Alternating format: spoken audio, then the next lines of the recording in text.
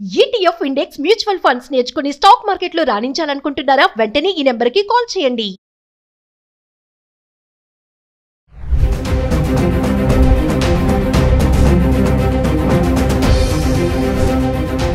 నమస్తే అమ్మ. రీసెంట్ గా హర్యానాలో జరిగిన ఇష్యూ గురించి మనందరం మాట్లాడుకుంటూనే ఉన్నాం. అంటే ఎలాంటి పరిస్థితుల్లో ఉన్నామంటే, ఏ విషయం మాట్లాడుకుంటున్నామంటే నిజంగా ఒక సిగ్గుగా అనిపిస్తోంది. ఇలాంటి విషయాలు కూడా డిస్కస్ చేయాల్సి వస్తుంది అనేసి. ఒకప్పుడు మనము మగవారు ఇలా చేస్తుంటే వినేవాళ్ళం, అబ్బాయి ఇక్కడ చేశాడంట, అక్కడ చేశాడంట అని. అంటే నిజంగా ఇదేనేమో కలికాలం అంటే అనిపించేస్తుంది నాకైతే మాత్రం. ఎంత విచిత్రమైన పోకళ్ళు, వింత పోకళ్ళు, క్రూరత్వం. స్త్రీ అనగానే ఒక శాంతి, సహనం, ఇలాంటి వాటికి మనం ఎగ్జాంపుల్ చెప్పుకుంటాం కదా.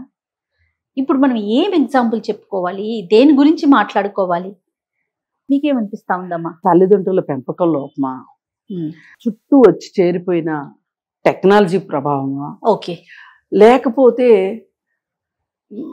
మారిపోతున్న మానసిక పోకడల, ఇవన్నీ ఉన్నాయి దీంట్లో. ఏ ఒక్కటి తక్కువ లేదు. ఇప్పుడు తల్లిదండ్రులకి పిల్లలు పెంచేప్పుడు, అది అబ్బాయి కానివ్వండి, అమ్మాయి కానివ్వండి, ఏమాత్రం 25 ఏళ్ళు వచ్చే వరకు వాళ్ళ అమ్మాయి మనస్తత్వం ఏంటో వాళ్ళు కనిపెట్టలేకపోయి ఉండుంటారంటారా? ఎందుకు వాళ్ళు జాగ్రత్తలు తీసుకోలేకపోయారు? ఒక హత్య చేసే మనస్తత్వం ఉన్నప్పుడు అది అర్థం కాకుండా ఉంటది అంటే నమ్మం. అందుకే నాకు ఏమనిపిస్తుందంటే, ఆ కుటుంబంలోనే ఏదో తేడా ఉంది అనిపించింది ఈ ఘటన వినగానే. ఇప్పుడు ఏ మొండితనము పెంకితనం అనుకుంటే అది వేరు, ఒక మనిషినే మీరు అన్నట్లు ఎంత క్రూరత్వం కావాలి. మొండితనము పెంకితనము మితిమీరితే జరిగేది ఇదే. దాని పర్యవసానమే. నాకు ఏం కావాలనుకుంటున్నాను, అది ఏం చేసైనా నేను సాధించుకోవాలి అనే ఒక తెంపరితనం ఉంది చూసారా? అది నేను కొంచెం ఎక్కువ బాగుండాలి అనుకోవడం తప్పులేదు, కానీ రెండో వాళ్ళు చచ్చిపోవాలి అనుకోవడం ఎంత అన్యాయం కదా. మీకు నాకు ఏదైనా ఒక విషయం వాటాలు వేయాల్సి వచ్చింది అనుకోండి, నాకు 60 మీకు 40, ఓకే. లేదు నేను కొంచెం బలాఢ్యురాల్ని, నేను కొంచెం తిమ్మిని బమ్మిని చేయగలను అంటే నాకు 70 మీకు 30. అలా కాకుండా 100కి 100% నాకు మీకు 0 అంటే అది ఏంటన్నట్టు? ఇప్పుడు అదే కదా చేసింది అమ్మాయి. 100% అతన్ని చంపింది, చంపేయించింది, చంపాలనుకుంది. ఈ మూడిట్లో ఏదైనా తప్పే. నీకు ఇష్టం లేదు, అతన్ని పెళ్లి చేసుకోవడం నీకు ఇష్టం లేదు, ముందు చెప్పొచ్చు. లేదు తరువాత కూడా అడ్జస్ట్ అవుదాము అనుకుని నువ్వు అడ్జస్ట్ అవ్వలేకపోయావు, తర్వాత అయినా చెప్పొచ్చు, నా వల్ల కావట్లేదు, నేను అడ్జస్ట్ కాలేకపోతున్నాను, నాకు ఇంకొక జీవితం కావాలి, నీతో జీవితాన్ని నేను పంచుకుంటానికి ఇష్టంగా లేను అని చెప్పి, కాను నేను విడాకులు తీసేసుకుంటాను, నా జీవితంలో నుంచి మీ జీవితంలో నుంచి నేను వెళ్ళిపోతా, నా జీవితంలో నుంచి మీరు వెళ్ళిపోండి అని మాట్లాడుకోవడం ఏమన్నా తప్ప, నేరమా? చట్టం కూడా చెప్తుందిగా, హాయిగా విడిపోదలుచుకుంటే విడిపోండి అని. అలాంటిది ఈ అమ్మాయి ఆ ఆప్షన్స్ తీసుకోకుండా అన్నీ తనకు అనుకూలమైన ఆప్షన్స్ తీసుకుంది. ఎంత తెలివిగా కదా అన్న. తెలివి కాదు ఇది తెలివి కాదు, అతి తెలివి, దుర్మార్గపు తెలివి. తెలివితేటలుంటే, నేను ఇందాక మీకు ఒక ఈక్వేషన్ చెప్పా, షేరింగ్. నేను కొంచెం ఏదో ఒక చిన్న మాయమాట చెప్పి, ఒకటి చెప్పి 50-50 దాన్ని 60-40, 70-30 చేయగడం చేశామంటే దానికి ఒక అది కూడా కరెక్ట్ కాదు నా ఉద్దేశంలో. ఎంతో కొంత ఆ రెండో మనిషికి పూర్తి అన్యాయం అయితే జరగదు కదా. ఇప్పుడు ఇంత అతి తెలివిగా ఆలోచించిన పిల్ల టెక్నికల్ గా నేను ముందుకెళ్తున్నా, ఫోన్ వాడుతున్నా, లేకపోతే మెసేజెస్ పెడుతున్నా, ఇవి తెలుస్తాయేమో, పోలీసులకి వెళ్తుందేమో, లా అండ్ ఆర్డర్ ఉందేమో అన్న భయం ఎందుకు లేదంటారు? రీజన్ చెప్పమంటారా? ఒక 15-20 ఏళ్ళ నుంచి మన జీవితాల్లో, పిల్లల జీవితాల్లో ముఖ్యంగా వీడియో గేమ్స్ వచ్చేసాయి. వీడియో గేమ్స్లో మీరు గమనించండి, రియల్ లైఫ్లో అలాంటి కార్లు అలాంటివి కనిపించవు మనకి, కానీ గంటల కొద్ది వీడియో గేమ్స్ ఆడితే ఏమవుతుందో తెలుసా అండి? వాళ్ళ బ్రెయిన్ అంతా అలాగే అయిపోతుంది. బాహ్య ప్రపంచం కూడా అంతే స్పీడ్గా ఉన్నట్లు అనిపిస్తుంది. ఇది రీసెర్చ్ చెప్తున్నా నేను. వీళ్ళకి ఏంటి అంటే, ఇది నిజం కాదు అనే ఫీలింగ్లో వాళ్ళు ఉండరు, ఇది భ్రమ అని వాళ్ళు అనుకోకుండా ఆ ఆటలే వాస్తవ జీవితం అనుకుంటారు. అంతే ఫాస్ట్ గా పనులు జరగాలనుకుంటారు. ఓకే. ఈ ఫాస్ట్ గా పని జరగాలి అనుకునే ఒక ప్రాసెస్ లో ఒక్క స్థిమితంగా ఒక క్షణం ఆగుదాము, ఆలోచిద్దాము, మంచి ఏంటి చెడు ఏంటి ఆలోచిద్దాము అంటే ఆ అమ్మాయి ఒక్క క్షణం ఆగి ఉన్నట్లయితే, నేను అతను చంపుతున్నాను బానే ఉంది, ఒక్కవేళ నేను పట్టుబడితే ఏంటి పరిస్థితి అనే ఆలోచన కనుక అమ్మాయికి వచ్చున్నట్టయితే ఆమె రెండో ఆప్షన్ తీసుకునేది, విడిపోవాలి, విడాకులు తీసుకోవాలనే ఆప్షన్లోకి వెళ్ళేది. కానీ ఆ అమ్మాయి తన పంతం నెగ్గించుకోవటానికి తల్లిదండ్రుల దగ్గర ఎన్ని రకాల మనస్తత్వాలను చూపించుంటుందో ఆ తల్లిదండ్రులు చెప్పాలి అమ్మాయి గురించి. చాలా మంది తల్లిదండ్రులు చెప్పరండి పిల్లల గురించి, అంతా గొప్పలే చెప్తారు. అంటే అందరికీ చెప్పేసేయమని కాదు నా ఉద్దేశం.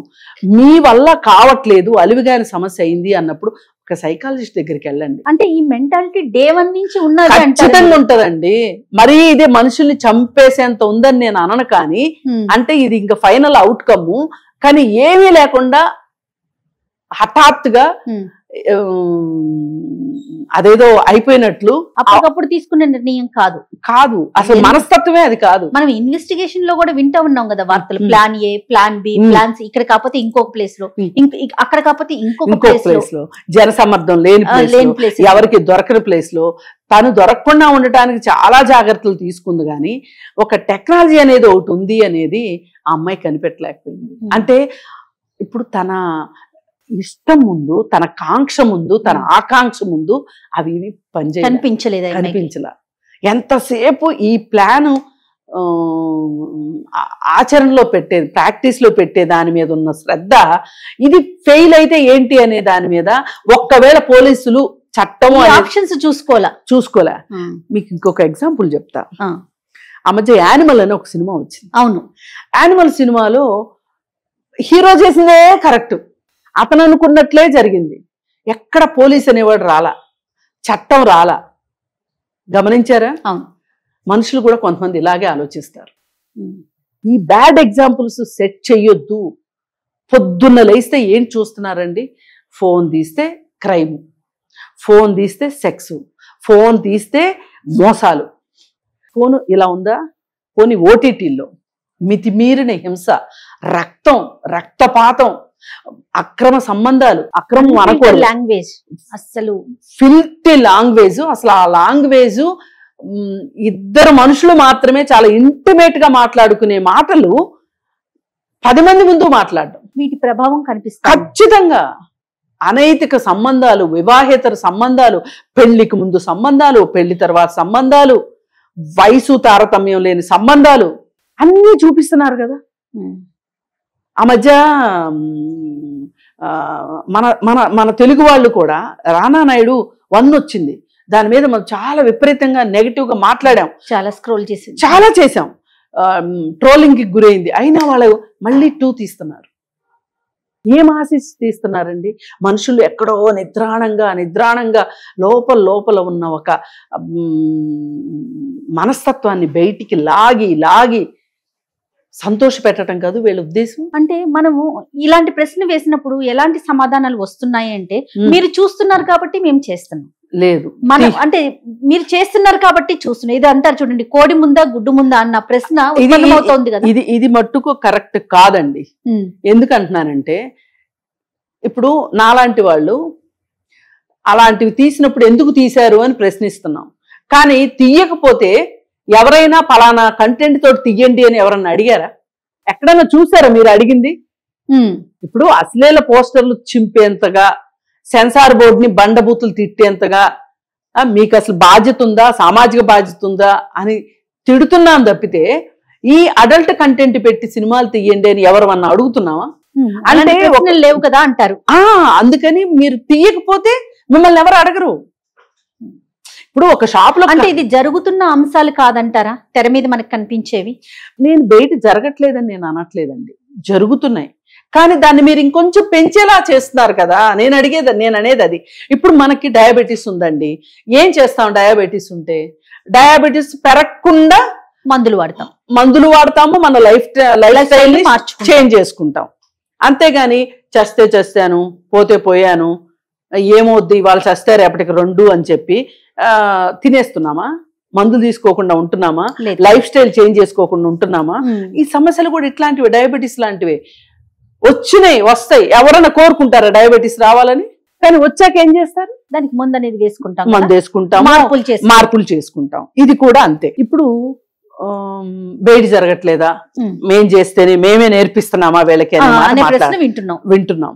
కానీ అర్థం కావాల్సింది ఏంటంటే, ఎక్కడో అహ్మదాబాద్ లో జరిగింది హైదరాబాద్ లో తెలియాలని లేదు, హైదరాబాద్ లో జరిగింది అహ్మదాబాద్ లో తెలియాలని లేదు. కానీ ఈ ఓటీటీల్లో వచ్చేస్తున్నందువల్ల ప్రతి ఇంట్లోకి, నట్టింట్లోకి, అరచేతిలోకి వచ్చేస్తుంది. దాన్ని 10 మంది చూస్తున్నారు. అది ప్రాబ్లం. ఇప్పుడు నేను ఓటీటీలు ఎందుకు ఇంతగా ప్రశ్నిస్తున్నానంటే, అసలు సెన్సార్ ఉన్న సినిమాలే అధ్వానంగా వస్తున్నాయి. ఓటీటీలకి సెన్సార్ కూడా లేదు.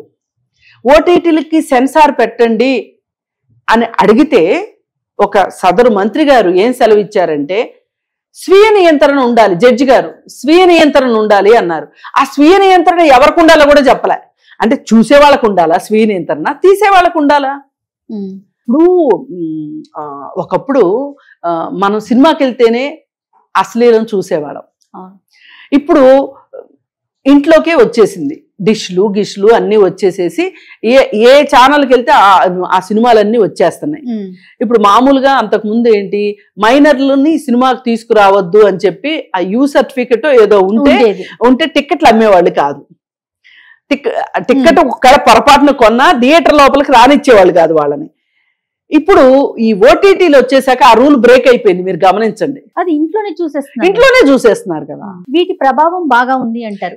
వీటి ప్రభావం ఇవాళ నేర మనస్తత్వం, నేర స్వభావం పెరగటానికి వీటి పాత్ర ఇవి పోషిస్తుంది. సోనాలి మనస్తత్వం అంటే మీరు ఏం చెప్తారమ్మా? క్రూయల్ మెంటాలిటీతోనే పెరిగింది అంటారా? ఖచ్చితంగా. ఒక్క రాత్రికి రాత్రి పుట్టుకొచ్చే మనస్తత్వం కాదు ఇది. చిన్నప్పటి నుంచి అధికంగా ముద్దు చేయడము, డబ్బుంది కదా అని చెప్పి డబ్బులో పెంచటము, ఆడింది ఆట పాడింది పాట చెయ్యడము, ఇవన్నీ చేసేసేసి, అంటే వేసుకుంటానన్న బట్టలు వేసుకొని ఇచ్చి, తింటానని తిని, చదువుతానని చదువు అన్నీ చేయనిచ్చేసేసి పెళ్లి దగ్గరకు వచ్చేసరికి మాకిష్టమైన అబ్బాయినే చేసుకోవాలి అంటారు. అక్కడ వస్తుంది తేడా. ఇక్కడ ఈ అమ్మాయి ఫ్యాక్టరీలో పనిచేసే అబ్బాయిని ఇష్టపడింది. అలా ఇష్టపడటం కూడా ఒక విపరీతమే నన్ను అడిగితే. ఆవిడ మనిషి కాదా అంటారు సింపుల్ గా. కానీ కులస్తుల్లోనే ఇవాళ మనస్తత్వాలు కుదరట్లే. అవును, ఒకే కమ్యూనిటీలోనే మనస్తత్వం పొసగట్లేదు. ఇప్పుడు బాగా ప్రేమించేసుకుని డబ్బులు లేని అబ్బాయిని చేసుకుని పెళ్ళైన నెల రోజులకో 2 నెలలకో వాడికి డబ్బులు లేవు అని చెప్పి నేను ఇక్కడ అడ్జస్ట్ కాలేకపోతున్నాను అని పుట్టింటికి వస్తున్న అమ్మాయిలు బోల్డ్ మంది ఉన్నారు ఇవాళ. అలాంటప్పుడు అతనితోటి ఎట్లా నీకు సర్వైవ్ కాగలుగుతావు? మీ ఇద్దరికి అసలు ఎట్లా మ్యాచ్ అవుతుంది? అందుకని అలా ఎంచుకోవటంలోనే అమ్మాయి మనస్తత్వ లోపం ఉంది అని నేను అంటాను. అంటే హెచ్చు తగ్గులు కూడా ఒక కారణం అంటారు. హెచ్చు తగ్గులు ఒక కారణం అనట్లా, అసలు ఆ అబ్బాయిని ఎంచుకోవడం ఉంది చూసారా, అదే అమ్మాయి మనస్తత్వ లోపం అంటాను నేను. అంటే డబ్బులున్న అబ్బాయి డబ్బులు లేని అబ్బాయిని చేసుకోవటం తప్పని నేను దీనికి వెళ్ళట్లా. తనకంటే 5 సంవత్సరాలు చిన్నవాడు, తనకంటే చదువు లేనివాడు, తను ఈ రోజు బతుకుతున్న లైఫ్ స్టైల్ కి సంబంధం లేని లైఫ్ స్టైల్ ఉంటది రేపటి నుంచి. ఇప్పుడు ఇంట్లో వాళ్ళు, నువ్వు ఆయన చేసుకుంటున్నావు కదా, నువ్వు మా ఇంటికి తిరిగి రావడానికి వీల్లేదు, ఆస్తుల్లో వాటాలు ఇవ్వము అని చెప్పి ఇంట్లోంచి గెంటేశారనుకోండి. ఇప్పుడు ఒక సినిమాలో ఒక డైలాగ్ ఉంది, నా కూతురు ఒక రోజు మేకప్ అంత లేదు నీ జీతం అంటాడు ఒక తండ్రి. ఆ విధంగా ఇప్పుడు ఆ అబ్బాయి పరిస్థితి కూడా అదే కదా. వాళ్ళ ఫ్యాక్టరీలో పనిచేస్తాడంటే ఆ అబ్బాయిని చూస్తే నెలకు 2 లక్షలు సంపాదించే మేనేజర్ టైప్ అయితే కాదు, అతను ఒక వర్కర్. ఆ వర్కర్ ని పెళ్లి చేసుకుందాము అనే ఊహలో ఈ అమ్మాయి, అంటే మిగతా ఏమీ ఆ అమ్మాయికి కనిపించట్లా, కేవలం అమ్మాయికి కనిపిస్తుంది ఏంటి, అతనితో ప్రేమ. అంతే. అతన్ని నేను ఇష్టపడ్డాను కాబట్టి ఆ అబ్బాయి నాకు కావాలి. ఆ అబ్బాయిని కావాలి అంటే ఇంట్లో వాళ్ళు వద్దన్నారు కాబట్టి, ఇంట్లో వాళ్ళు ఏం చేస్తామని బెదిరించారో, ఏం చేశారో, లేదా వాణి చంపేస్తామన్నారో, ఏం జరిగిందో. కాకపోతే ఇతనితో ప్రీ వెడ్డింగ్ షూట్ కూడా చేసుకుందంట. అన్ని చేస్తారమ్మా వీళ్ళు, అన్ని చేస్తారు.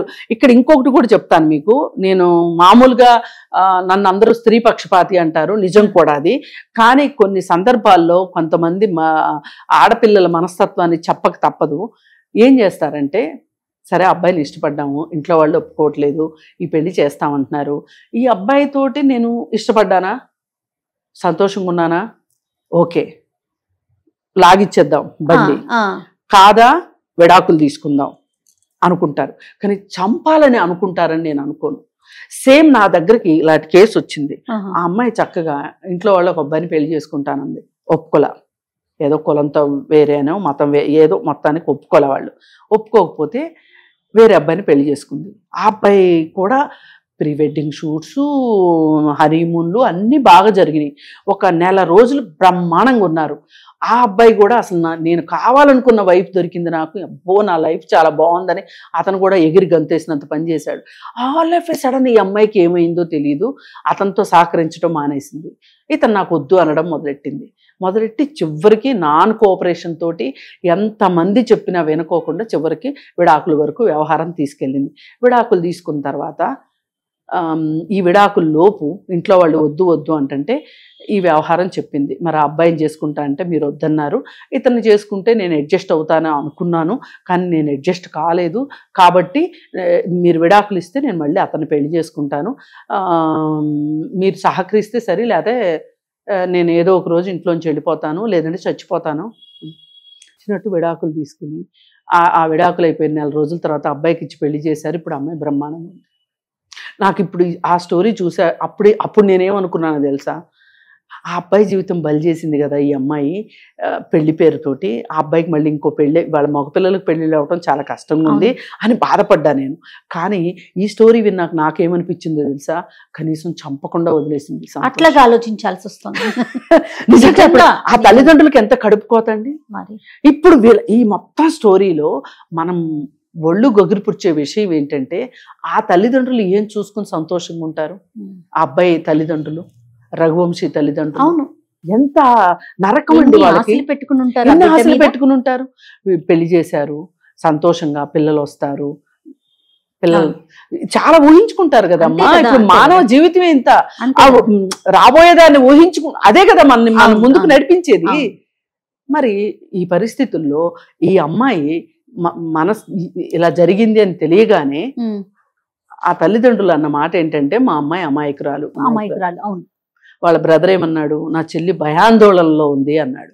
అంటే వీళ్ళు వాళ్ళ అమ్మాయి సంగతి తెలిసి కూడా ఈ విషయం బయటపడకుండా మేనేజ్ చేసుకుందాము అనే ఉద్దేశంతో ఇలాంటి నాటకం మాటలన్నీ మాట్లాడారు. చివరికి ఒక మంచి ఆఫీసరు ఉండటంతో పప్పులు ఉడక్క మొత్తం స్టోరీ బయటకు వచ్చాక, చట్టం ముందు అంతా సమానమే, ఎవరినైనా బయటకు తీస్తామనేది ప్రూవ్ అయింది. అయ్యేసరికి ఇప్పుడు ఏమైంది, వాళ్ళ అన్నయ్య ఏమంటున్నాడు, నా చెల్లి చేశానంటుంది కదా, నా చెల్లిని చంపేయండి. చంపేరని తెలుసు, అంతే కదా. కంటికి కన్ను పంటికి పన్ను ఉందా మనకి? లేదు కదా. ఎంత అందుకే నేను ఆ ఫ్యామిలీని కసబ్ లాంటి పోషించాం మనం. ఇప్పుడు నేను ఆ కుటుంబం గురించి నేను ఒక నింద వేయడానికి కూర్చోలే ఇక్కడ, అసలు ఆ కుటుంబం మనస్తత్వం చెప్తున్నాను. ఈ పెళ్లి జరగడానికి ముందు ఎన్ని మెలో డ్రామాలు మీ ఇంట్లో జరిగినాయో మీరు బయట పెడితే దీనికి కారణం ఏంటో పూర్తిగా బయటకు వస్తుంది. మనం ఆ పిల్ల సోనం ఒక్కటే మనకి కనిపిస్తుంది కానీ ఈ కుటుంబం ఇప్పుడు మీ అమ్మాయి మనస్తత్వం ఇది అని మీకు అర్థమైన తర్వాత ఓ 2 సంవత్సరాలు పెళ్లి పోస్ట్ పోన్ చేయండి, ఏమైంది, ఇంకొకటి జీవితం నాశనం చేయడం ఎందుకు? అందరూ కలిసి చేశారు కదా, అంతే కదా. వాళ్ళ పాత్ర కూడా ఇండైరెక్ట్ గా ఉంది. వాళ్ళకి తెలిసి ఇష్టం లేని పెళ్లి ఎందుకు చేసినట్టు. అందుకని దీన్ని బట్టి నేర్చుకోవాల్సింది ఏంటి అంటే, నీతి ఏంటి అంటే, ఎవరైనా మనం పిల్లల్ని పెంచేటప్పుడు మీ అంత సూపర్ డూపర్ లేరు అని పెంచేసేసి ఏదో ఒక క్షణంలో మేం చెప్పిన మాటే వినాలి, ఇప్పటి వరకు వాళ్ళు చెప్పిన మాట వీళ్ళు విన్నారు, ఇప్పుడేమో వీళ్ళు చెప్పిన మాట వాళ్ళు వినాలి అంటే వినడానికి సిద్ధంగా లేరు. అందుకని దేవన్ నుంచి మీరు మారిన కాలం పరిస్థితి ప్రకారం మీరు కూడా మారండి, తల్లిదండ్రులు కూడా అంతే. ఇక లేదు అసలు మీకు ఎంత డైజెస్ట్ చేసుకుందాం అనుకున్నా డైజెస్ట్ కావట్లేదు అంటే గనక, మీకు చాలా విపరీతంగా అనిపిస్తుంది అంటే గనక సైకాలజిస్ట్కి చూపెట్టండి. ఎక్స్పర్ట్స్ ఉన్నారు ఇప్పుడు మనకి, ఉన్నారు. ఇప్పుడు డైమండ్ నగలు వేసుకోవడం తెలిసింది, పట్టు చీరలు కట్టుకోవడం తెలిసింది, ప్రీ వెడ్డింగ్ షూట్స్ చేసుకోవడం తెలిసింది. ఇన్ని తెలిసిన వాళ్ళకి ఇది తెలీదా? ఏ ఫోన్ వస్తే ఆ ఫోను మార్చుకోవడం తెలిసింది. అందుకని మీరు మీ ఇక్కడ జీవితాలు భద్రంగా ఉండాలి. చాలా మంచి, అంటే మీ ఒపీనియన్ షేర్ చేసినందుకు చాలా సంతోషం. Thank you.